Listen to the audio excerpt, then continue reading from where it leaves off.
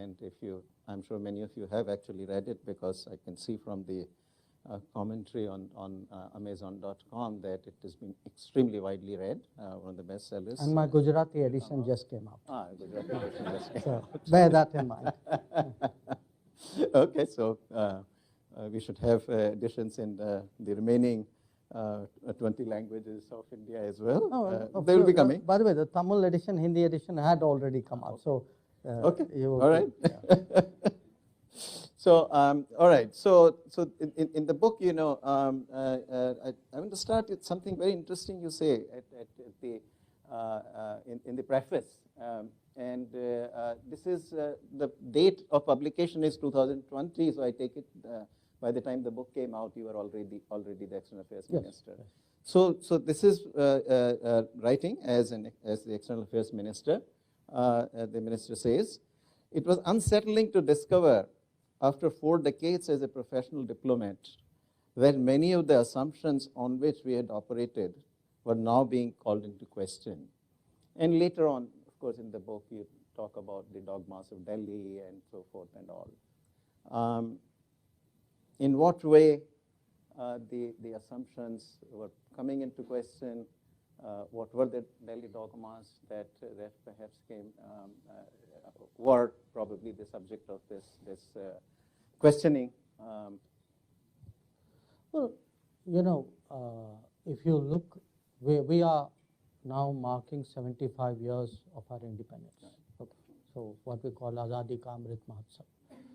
And 75 years, I mean, any kind of round number or 25, 50, 75, these are good occasions actually to reflect. Okay. Now, writing a book is also a good occasion to reflect, because it's like a self-audit. And the reason why I wrote that was because foreign policy and diplomacy is a certain, there are a certain set of people over a period of time who determine and decide what is right, what is wrong, what is smart, what is not, and they have a view of the world, okay, on which, and that's the assumptions that they make. Now, the reason I wrote that, which is questioning the assumptions, was that the world has changed so much, and the opportunities for India and the challenges for India have correspondingly been impacted. That the assumptions we would have had 10 years ago, 20 years ago, 30 years ago are today challenging. And if the book was written really as an exercise in provocation, which is read the book and argue with me. And I actually, what I did was each chapter of the book in some forum, I took that chapter, it could be a university, it could be a business forum, it could be a closed group. So I did some variant of that book and then sat and, argued with people and then, kind of put those points into it as well.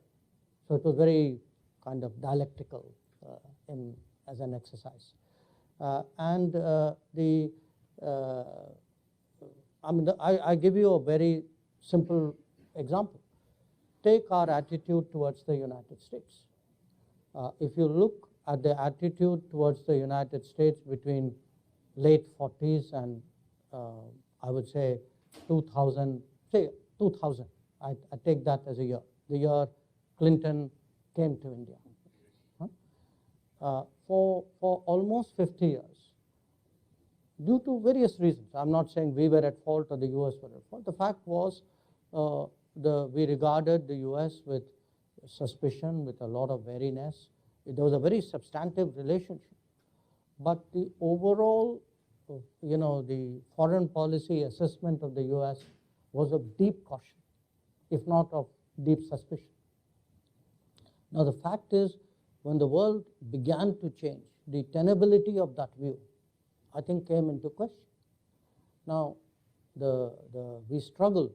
I mean, even the nuclear deal in 2005, 2008 was a struggle, because on the one hand, the US was offering some very clear advantages. What held us back was an innate, historical, deeply rooted, possibly validated suspicion of the United States. So we kind of said, well, there's a gift horse, maybe we really need to look it in the mouth. So it has taken us actually a lot of effort to overcome the earlier assumptions in order to forge a different relationship with the United States. And one of the big differences which really Prime Minister Modi has made is because on this relationship he has not carried ideological baggage. He is not a person, who's rooted in a certain worldview which makes you fundamentally distant from the US. He's been very practical and outcome oriented and done a cost benefit analysis and found various convergences with the US. So you've seen actually remarkable progress in the last 8 years. But you would not have had that if you're not prepared to challenge the assumptions which held us back earlier. So to what degree do you think India's economic failures, especially during the first 4 decades, limit our ability to assume a more significant role internationally? And here I want to draw a little bit of comparison with China. Now, China was also during these decades kind of as much of failure as India was economically. Yet it seems that somehow China was able to pull its weight a little more than we were able to. That's an understatement, but yes.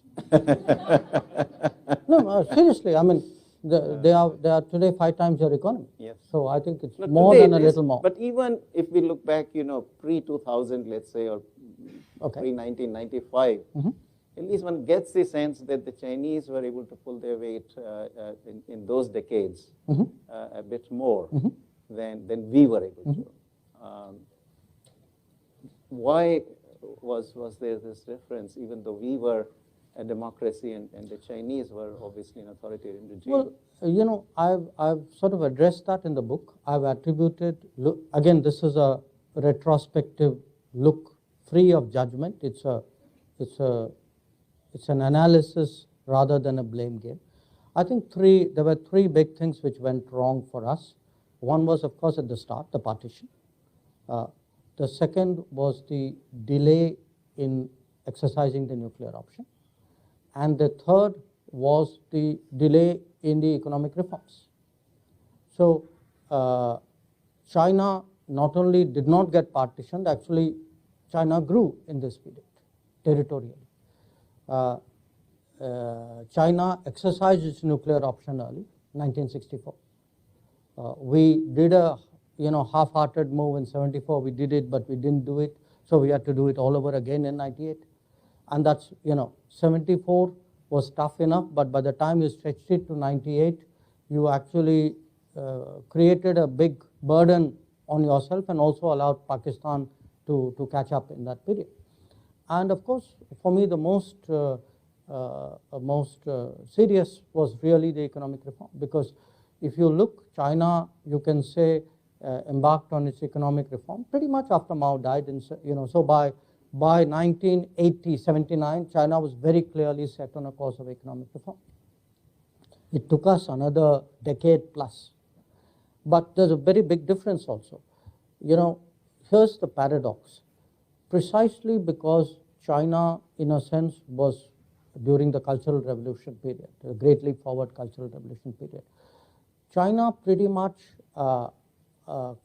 it did itself so much economic damage during that period that there were no vested interests left by the time the late 70s came, who bitterly opposed those reforms. So in a sense, once the Chinese leadership said we are going down this path, because they were in a worse situation than they were, it was easier for them and more decisive for them to go down that path. In our case, we delayed it by a decade plus. Then there were interests which kind of continued that debate and slowed down that reform. So we never had that sort of clean slate ability to progress with China. So it's not just China had a head start of a decade. China also had a pathway which was much more obstacle-free than it was for us. And then I would argue, in many ways, China had a better strategy. Because to me, it's not just that we did 1991, 92 and said, okay, now great, we are launched. I do believe, and I think you and I don't entirely agree on this aspect of it, that our model of globalized, of embracing the world was deeply flawed. We did not build our domestic supply chains, we did not support our small and medium industries. We thought the world economy would be fair to us, and therefore the more we exposed ourselves to the global economy, the more we would progress, we would become competitive. I think the reality was that the world economy was full of players who were not market economies, who gamed the world trading rules, who actually, in a sense, used their practices to fundamentally disadvantage our businesses. So we are one of the few economies where our own companies do not get a level playing field. So late start, no clean pathway, a lot of domestic lack of support, not the right vision. I think these were all factors. And I think today, correcting that, I mean, to me, the Atmanirbhar Bharat is not a slogan. It is actually a corrective of a flawed model of globalization that we pursued for more than 2 decades, and I think which has not served our country well. I think you're right. We will disagree on the second part of it. But let me emphasize on the first part. I think that I completely agree that very spot on. That the way I put it to my students in the classroom is that, socialism and democracy interacted very differently than socialism and authoritarianism did in China. In India, because of democracy, it was much harder to change, and the opposite kind of forces really came through. I'm not being a contrarian, but I might even challenge that. I mean, not historically. I don't believe being a democracy is an obstacle. I don't believe it's a disadvantage. I mean, look, I'm just giving you the last 3 years, okay? 3 years which I have seen as a politician and a minister, and I look at what has happened in India in the middle of COVID. And when I see the pace of change in India, the fact that we have been able to create a social safety net, that the Indian system today can day after day look after 800 million people, 2.5 times the population of this country in terms of their food requirements, that we can put bank money into the accounts of 400 million people. The fact that today we can actually create a health system which people felt is something which a low-income economy cannot do. The fact that we built 25 million houses, and if you take average size of 4.8 as a family size in India, that means you really given houses, home ownership to 100 million people. And all of this is done in a democracy. So I think sometimes, democracy has been used as a cop-out for bad governance. Yeah, I don't think, I disagree on that side, that part. I think in the fact of this that, somehow coalition politics is in the way and so forth, I think was used. That part I'll agree with you. But nevertheless, the pace of change in India has been clearly much slower in terms of policy. Democracy per se is not in the way, but you do need a leader at the top who is willing to really take the risk. Yeah. And I think democracy can deliver such a leader, and is delivering such a leader. Yes, it can, but more often than not, whereas in the Chinese authoritarian system, once Deng Xiaoping took the view that, look, the old way is out, new ways coming through, I think he could really bring about the change in a much more forceful way. And certainly you'll agree that in democracy you've got to build up some consensus, and particularly if the leaders at the top are not fully driven to the change will be slower. I think that certainly that has been our experience. That I'll mention, for example, just one example. Take the labor law reforms. It has been recognized for 30 years, and it took Prime Minister Modi to finally get them passed through the Parliament. Even on farm laws, in the end, it was a very courageous move on the part of the central government, but in the end, politics led us to withdraw those. Whereas I think in an authoritarian system, those sorts of things carry through. No, look, I'd put it this way. I think at the end of the day, it should not be authoritarian systems deliver and democracies don't. Yeah. Because I can turn to another neighbor who's been largely authoritarian for the same period, the one on the west. If you'd like the one on the east, you can take that as well. And I would argue that their authoritarian regimes have actually completely screwed up their economy. So you cannot make a correlationship between progress and authoritarianism. It's a kind of determinism, and which is not your intention, I know. No, but I would enter that caveat, saying at the end of the day, you need a leadership, you need a vision, you need the ability to implement, and maybe democracy makes it harder. I think it makes it more sustainable. Perhaps a more diverse society needs a democracy. It is harder to do through a more authoritarian way. So I just feel at times the direction of the argument leads us to beat up on democracy more than democracy deserves. And I think somebody needs to defend democracy. Absolutely. No, there's no issue with that. I completely agree and we are, in fact, one of the examples in the 17 years from 2003 to 2019-20, India has grown 7.5%. I think this is a very little kind of advertised and very little known fact. But for a 17-year period, the growth rate has been 7.5%. And that probably is the fastest so far for a democracy. So we have actually ourselves done that. So with that, I think, what has happened now in the last 15 years or so. So 2007, I checked, we were 12th largest economy globally. And we have now become the 5th largest. Big difference. I think, perhaps setting aside China, that is the steepest climb that any economy has had in terms of the global rankings and all. How much you think that has been helpful in bringing India? I mean, I sort of think back, 2008, I wrote a book, India, the Emerging Giant, the title.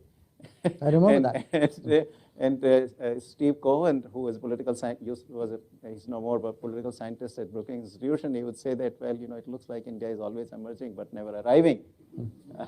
But I now feel that actually if I had to write a similar book, the title would have to be very different. It is a country that now very much on the global scene. How much do you think it is the economy, and how much it is a bit of rebranding also of India internationally by Prime Minister Modi? No, I don't think it's rebranding. I mean, rebranding would not be sustainable if the reality did not support it. At the end of the day, any product is as good. The reputation of a product is as good as a product. I mean, you can add a delta factor, but it can't be dramatically different. I do think, and I can make comparisons over multiple decades. I mean, today, the fact that we are the 5th largest economy, how we have come through COVID, how we are today dealing with the headwinds of the Ukraine conflict, how we have actually transitioned into the digital era. I think these are all how in fact our diaspora and their successes have changed the perception of India in the world. I think it's a accumulation of multiple factors, but at the end of the day, you should give the world this credit. The world's a very hard-headed place. Nobody kind of buys sort of a spiel. I mean, people test you out through policies and practices and your decisions. And when people today do see, in a difficult situation, India responds. We have today, certainly in our part of the world, developed that image of a first responder. Nepal earthquake happens, Yemen civil war happens. I've seen during Ukraine. I mean, a whole lot of my fellow foreign ministers actually have told me that they were following who could evacuate out of Ukraine. Now, the fact that we did 20,000 was for them staggering number. There were people who were struggling to do 200. So there is a performance evaluation. I think the world's a very competitive place, and within this, roughly 200 countries of the world, they do track each other. They do exchange views. They do judge you by, your crisis response, your non-crisis response. They do judge you by your ability to take stands. So if you're part of a grouping, it's a kind of run-of-the-mill, okay, you are one more of a herd, versus your ability to stand your ground or to say, well, I think this is what should be or should not be. I think all those things matter. And definitely, I would say, compared to where we were earlier, as a foreign minister, it is a huge advantage for me to represent a country which is in a much stronger position than it has ever been.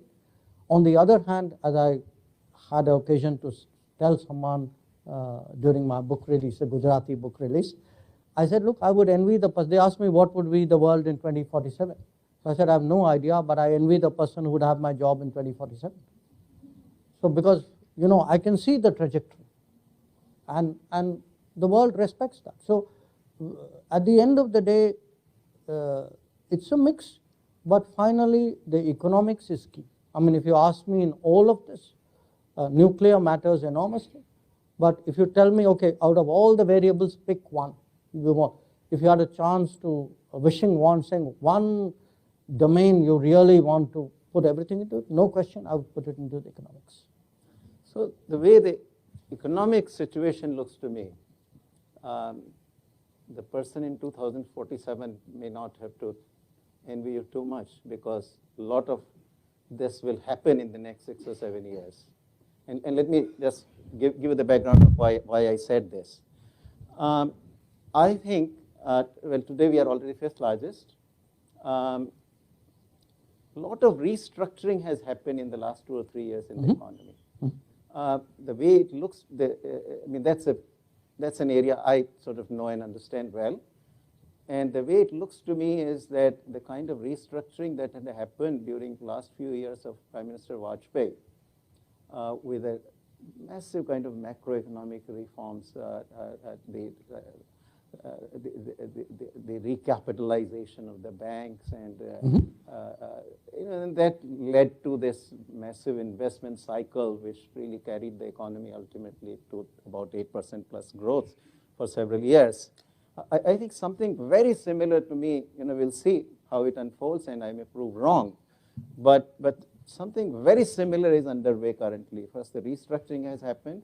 You begin to see the signs now, the kind of recovery that we have seen in this last quarter, for which the data came. The economy jumped 13.5%. It comes on a low base, but still 13.5% in a quarter is quite unprecedented. Unemployment figures actually completely reinforce that. India now at last putting out the unemployment figures at fairly fast pace and in a timely fashion. So we have unemployment rate, urban unemployment rate for the quarter, same quarter, which is the second quarter of 2022. It is the lowest actually since 2017-18, when this periodic labor force survey got started. Investment rate during that quarter is about 34.5% of the GDP, quite unprecedented in the last about 15, 20 years. So all the indicators I see suggest to me that now the economy is really about to take off. My calculation is that it will take another 6, maybe 7 years for India to actually get to the 3rd largest economy. At that point, of the 3 largest economies, 2 largest will be developing countries. 3 out of 4 largest economies will be in Asia. So it seems to me that what you are perhaps thinking, might happen in 2047 is not very far away. It is going to happen, at least economically. And that's where I want to sort of get your comments on, how you see this is going to impact, because you will still be the External Affairs Minister at the time. Well, I don't know about that, but look, I think those are very sound points you have made. But in addition to that, I can think of the known unknowns and the unknown unknowns. So I can imagine that in the course of this decade, there will be factors, good and bad, which we have not actually calculated upon. I mean, look at the problems we are facing today. I mean, if I told you even a year ago that we would be worrying about not just the price, but actually the availability of fuel, of food, of fertilizer, nobody would have thought this. So the beauty of history is it's very hard to anticipate. So I would be optimistic, no question about it. I also feel the kind of domains which would kick in would actually help India more. I definitely see in many ways a much more intensively digital world. It is really how much of a role it has in shaping your everyday life, shaping governance. And I think many of these, India would embrace those changes much more naturally. I mean, it's that, in a sense, the least developed has the least to lose in embracing change. So we have shown in many areas we've actually been very fast embracers of change, which is very different from that initial economic period where I was comparing India and China. China embraced that change in the 1980s because it had less to lose. So I see your point. I share your optimism. I have no question by the end of the decade we would be in a very different place. But I would still say you are hitting about third gear out there. It's really when your incomes, per capita income starts to go to a much higher level. I mean, today we are still at what, $2,000. I mean, when you 2020. Yes. When you hit 2,200. Yeah. So when you start hitting the 10,000 plus zone, as China has done, then it's a really different ballgame. Okay, let me just ask one more question, and then we'll open it to the audience here. So a return to your book, and this is how you describe, I think, the strategy. This is a time for us to engage America, manage China, cultivate Europe, reassure Russia, bring Japan into play, draw neighbors in, extend the neighborhood, and expand traditional constituencies of support. That's exactly what I'm doing. That's in essence what we've been doing. Mind you, it's not been easy. I mean, managing China hasn't been easy. Reassuring Russia hasn't been easy. Getting Japan into play hasn't been easy. So, those are the natural challenges of a changing world. But I was trying for a kind of a lay reader really to sum up the multiple directions which we would have to address in different ways. So, life diplomacy is not linear, it's not unifocal.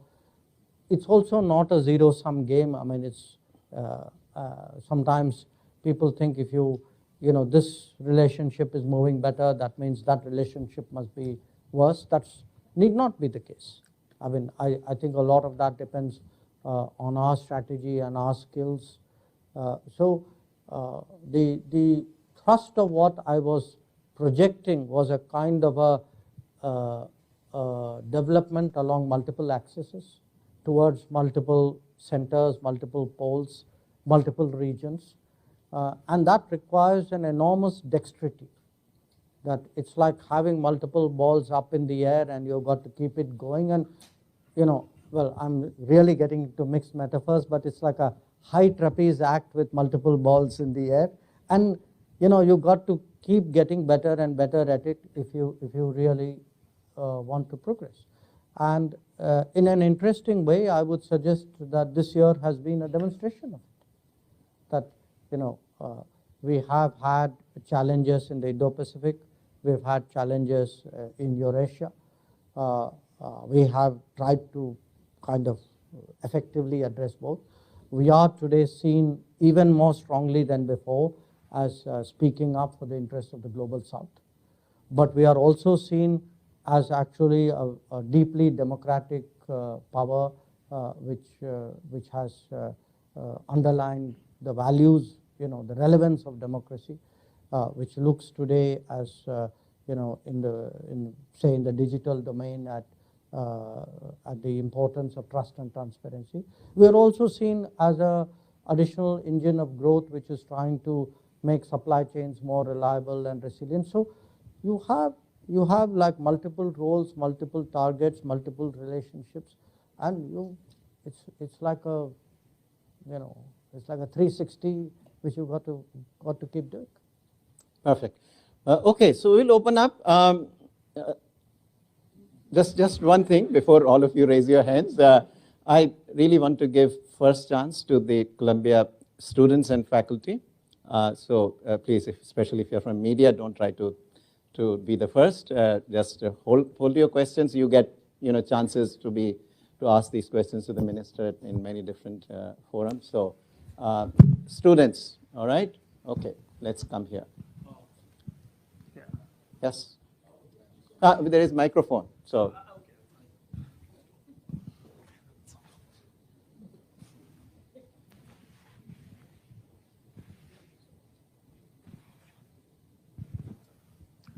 Thank you so much for your talk, Dr. Jaishankar. I wanted to ask you a question in regards to a lot of students who might, like myself, have come, for example, to the US or other countries for their education, perhaps a career that follows. So we come to a point in our lives where we've had to face this very difficult decision that sometimes we end up being citizens of the countries that we've studied and worked at. In India, currently, a dual citizenship, it does not allow that. So I know there's been some talk of changing that, but nothing substantive yet. So could you shed some light on like what is the reason that students like us have to leave our home countries like in an official way and for like leave our passport, which I personally do not want to do. I'm sure a lot of people don't. So could you tell us like if that is going to change anytime soon, or what is the thought process behind not giving dual citizenship? Thank you so much. Shall we take two more questions? Yes, absolutely. I can cover more. More efficient, yeah. Yes. Yes.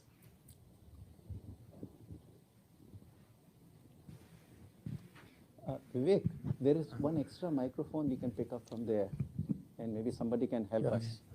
मंत्री doctor Jaishankar जी नमस्ते। मेरा नाम संजीत और मैं यहाँ सिपा में master कर रहा हूँ और मैं प्रोफेसर अरविंद जी का क्लासमेट भी रहता था। और क्वेश्चन ठीक है। अगस्त में आपने तो एशिया सोसाइटी संस्थान के शुभारंभ के अवसर पर आपने टिप्पणी की कि अपने चीन भारत संबंध और एशिया सेंट्रिक में जोर दिया और आपने कहा कि मैनेजमेंट ऑफ कॉन्ट्रडिक्शंस बहुत ज़रूरी है, पर आपने भी कहा कि क्वोट अच्छा है क्योंकि तो क्रॉस रीजनल कोऑपरेशन के लिए, लेकिन लोग मानते हैं कि क्वोट चीन के विरुद्ध करते हैं, इसलिए तो ये कॉन्ट्रडिक्ट आप कैसे संभालेंगे और क्वोट की दृष्टिकोण से भारत का नॉन अलाइंड ट्रेडिशंस हम कैसे समझें as a international affair student? धन्यवाद। Okay, we'll take one more and then. Should I tell people in English broadly what he said? Basically, the issue was he was referring to something I said in August about India-China relations. How will you manage the contradictions in India-China relations, and really where does non-alignment fit into it? Okay. Good morning. Good morning, Doctor. Thank you for your words. I'm from Mexico, and I think economically speaking, our countries are very similar in some aspects. So I would like to hear your opinion on how can we improve economic growth without making inequality get bigger in our countries, which I think is a big issue. Thank you. Okay. Let the minister answer, and then we'll okay. take one more round. That's all. Sure. First, on the dual citizenship, I think in a way, governments in India have recognized the dilemma of people like you. So they have started during Prime Minister Vajpayee's time. They have tried to create a particular category which will allow you to be a citizen of another country but yet have a very privileged association with India. So, we started with two, it was a PIO, Persons of Indian Origin card, and Overseas Citizen of India. So we've now combined it, made it into a single program. So we have to recognize today that the world is a workplace for Indians, and it is very likely in a greater knowledge economy kind of world, more and more Indians will look for jobs abroad or look for study abroad. There are, after all, today more than 1 million Indians who study abroad. So the attempt is to find a middle ground between your predicament and our regulations. Now you'll ask me, therefore, why do you have those regulations? The reason is, if you look at the challenges, the history of India, the partition, the complexity of what we face, for us to move into dual citizenship is not something which can be readily and easily and securely done. I think there are considerations which would urge caution as well. So it's something people have gone into very deeply. Now, having said all that, by the way, what I know of this country, you can easily work here and prosper here without changing your passport. So that's also a suggestion I would leave with you. Regarding the India-China contradiction, look, it is, for me, I look at it from a political science perspective, but also a larger historical perspective. You had, in our times, the biggest change we have seen in the world is the rise of China. No question about it. Okay. Now, what that has done so far is it has, because of the comparison, it has, in a sense, shall I say, mitigated somewhat the dramatic rise of India, which is a point which Professor Panagaria was, in a sense, also making. That if you evaluate India on its own merits, how much we have progressed, the growth rates which he was speaking about, is fantastic. But then you have China, which has risen faster, more dramatically in the same time span. The issue for us today is, how do two rising powers in absolute proximity to each other find a modus vivendi in a dynamic situation? That's a very, very complex problem. And in history, actually, there are very few analogous situations. Powers have arisen with a gap or with a space, a geographical space. It's easier to deal with that kind of situation. So I was also using the occasion to really send out a message that it's in our mutual interest that we find a way of accommodating each other, because if we do not, the whole idea that, Asia, the rise of Asia is contingent on the two biggest economies of Asia getting along with each other, or the three biggest economies of Asia getting along with each other. Now, how the, non-alignment, I would actually say, rather than necessarily use that term, I do think the world today requires independent countries, independent-minded countries who take positions. My sense is the politics of the last 6 months has shown that there is a space out there for countries, who are not part of a very polarized scenario.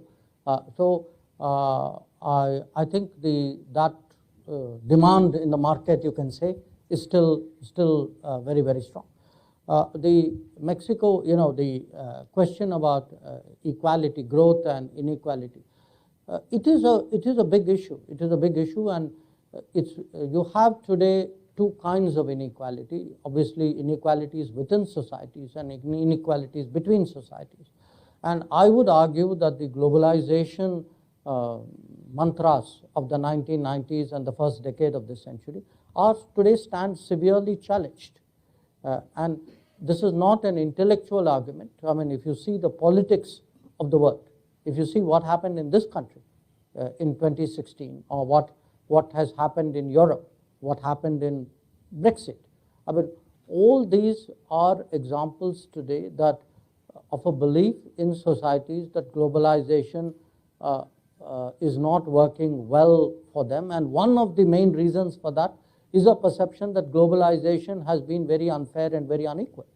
And if it is to be sustainable, there has to be a fairness element injected into both interstate transactions and intrastate development. And I think that's a challenge which societies like Mexico and India do face. Okay, I think we can take only one more question. Let's take it here. Yeah, go ahead. We can take a round. Huh? We can take a round. I've got to leave. Can we do a round? Okay. Yeah, so, Minister. Okay. So Thank. wait. I never called for you. Okay. Sorry, you can't do that. Yeah, just because you get the microphone doesn't. So.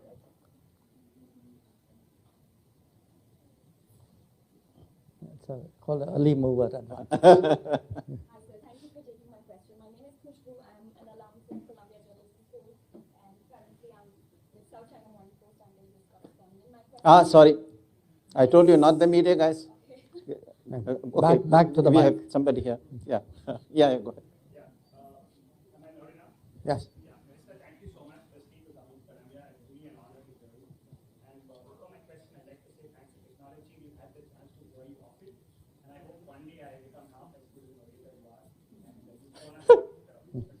Question. my question,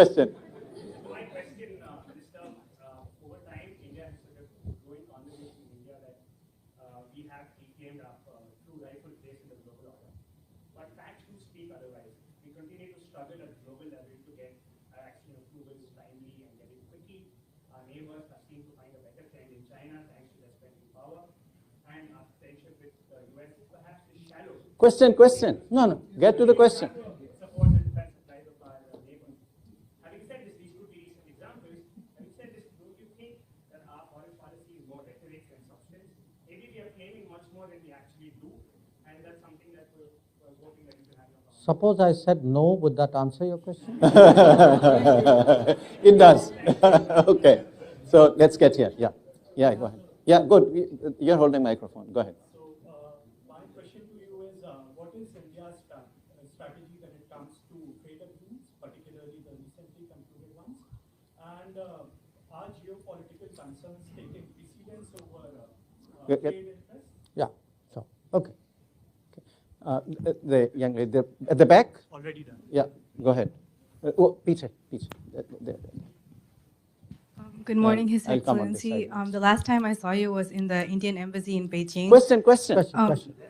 So there's some word going around that there will be a Chinese embassy in Chennai, which is where I'm from. So do you have any information about when it will be established? Consulate. Okay. I can take one more. Okay, one more. Go ahead. There is a microphone. Get the microphone.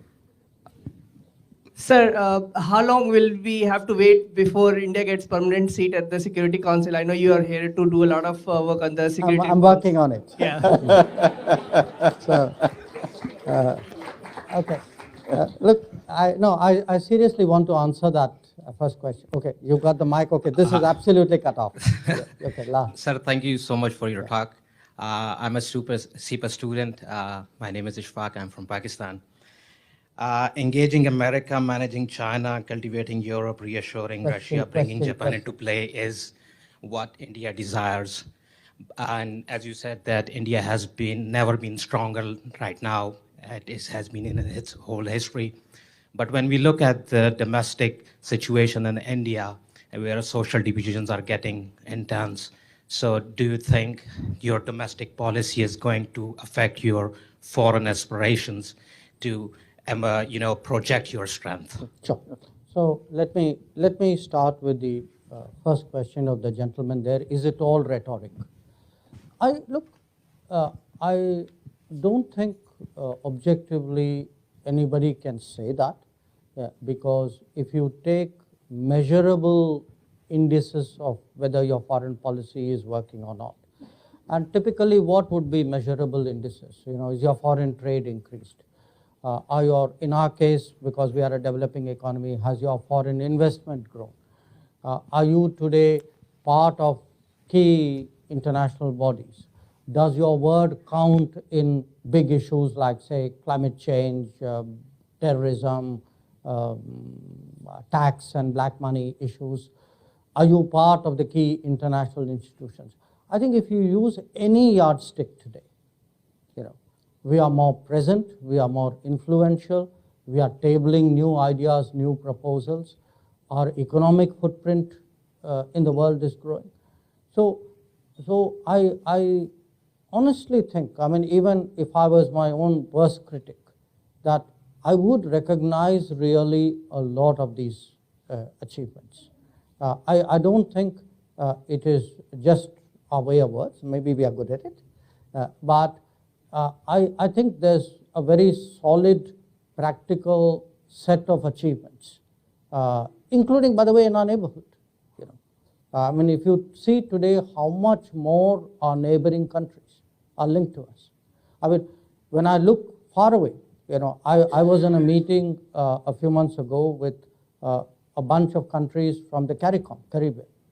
All of them very pointedly said, we got our first vaccines from you. Okay. So for the rest of the world, when they look at what happens when there's a crisis, who delivers, who's active, these are countries, by the way, in the Western Hemisphere. So they could have got it from someone else, but they didn't. So I think you should give foreign policy that credit, that things have changed a lot, especially in the last decade. I accept that there are challenges. There will always be challenges. As I said, India, China, how do we compete? Where do we collaborate? Where do we contest? It will be there. Nobody is going to give us a free pass. That's not the way world politics works. But I have the confidence today to compete. I know that in many areas I can do better than I was doing before. And by the way, the world knows it too. Absolutely. So the second issue, the trade agreements, we have done a trade agreement with Australia and UAE recently. We are in the middle, fairly advanced in negotiations with the UK. We have recommenced with the EU. We are quite hopeful out there, and there'll be a few others which will happen. Is there a geopolitical angle to it? I would say at the end of the day, trade has to be done primarily on trade merits, and that's actually what I keep saying to my trade minister. You have to tell us you've got a good deal. I would sort of not press you to compromise on the economic merits of a trade agreement. But trade agreements also have to understand the politics and the systems. And I would argue that's been one of our challenges, that if we are actually opening our economy to others who are non-market, who have support systems which advantage them hugely, who can actually wipe out sectors of your economy, who can build huge commanding market shares, then I cannot disregard the politics of it, because the fact is countries have today weaponized trade, they have weaponized finance. So I cannot say this is an economic box and that's a political box. Those boxes are today meeting in different ways. So I have to keep the politics in mind. I have to keep the nature of the economy of my partners, of my potential partners in mind as well. The issue on the, I assume you mean a consulate in Chennai. To be very honest, there was a time when we were thinking of expanding our respective consular presences, but I do not recollect a recent conversation out here. But in any case, at this point of time, very frankly, I think it's important for our relationship with China to come back to normal. So I think that's where our focus is. And the relationship, as I keep telling people, is not normal for reasons which all of you know. On the Security Council, I was serious when I said I'm working on it. It's obviously a very hard task, because at the end of the day, if you say, what is the definition of our global order? The P5, the permanent members, is a very crucial definition of what the global order is about. So it's a very fundamental, very deep sort of transformation that we are seeking. We believe the transformation is overdue, because this was the UN is a product which was devised 80 years ago. And 80 years ago, by any standards of human creativity, is a long time ago. And if you look, the number of countries, independent countries, have quadrupled in that period. And the case, there are big parts of the world which are left out. But if I were to, in a sense, go to Professor Panagaria's description of where India would be, by the within a few years, this will be the third largest economy in the world. It will be the most populous society in the world. It is a country which, to have such a country not there in the key global councils, I mean, obviously it's not good for us, but I would also urge it's not good for the global council in question. And I do believe that with each passing year, I sense in the world a greater and greater support for India to be there, because we do command today the confidence and trust of very large parts of the world. I do not want to compare it with the current P5, but I would at least say a lot of countries perhaps think that we speak for them with a high degree of empathy and accuracy. And finally, the last question, look, every country has its politics, okay? In politics, people will use arguments which they believe work for them or which will resonate. I think I do not agree with the premise of what you are saying. I look, again, as someone on the ground, I look at 3 years of what has been really a tough time for every society, of going through COVID, of trying to protect growth, foster growth, of seeing how benefits are given. And when I hear the talk of divisions in India, I can only tell you, I threw some numbers out at you, that 800 million people get food, 400 million people get money, about 100 million people have benefited from houses. You have a polity which is conducting a massive social support exercise. And to me, I do not see any discrimination in the manner in which that is done. When I see delivery on the ground, yes, there is the argumentation, and often, very bluntly put, the argumentation is of vote banks which have historically profited by tokenism and by projecting that the interests of a few are actually the interests of many. So at the end of the day, do look at what is happening in India. Voting rates are rising. At least in our country, elections are not questioned. Okay. Huh? So I want to tell you, I mean, this is a country where the polity is working, where the delivery is happening on the ground. There is an air of optimism. You have to see it. I mean, when I travel around the world, the world's been a pretty tough place these last 3 years. And a lot of people are feeling very down. That's not the mood, that's not the sentiment in India. And it's important for people to see that. So trust me, it's working well for us. And India has arrived. All right, so well, I was going to say that. So thanks, Dr. Jaishankar. I think it's been fantastic. Next time you come again, we'll have to have you here. There are a lot of others who wanted to be here and couldn't be. So we hope we can have you again.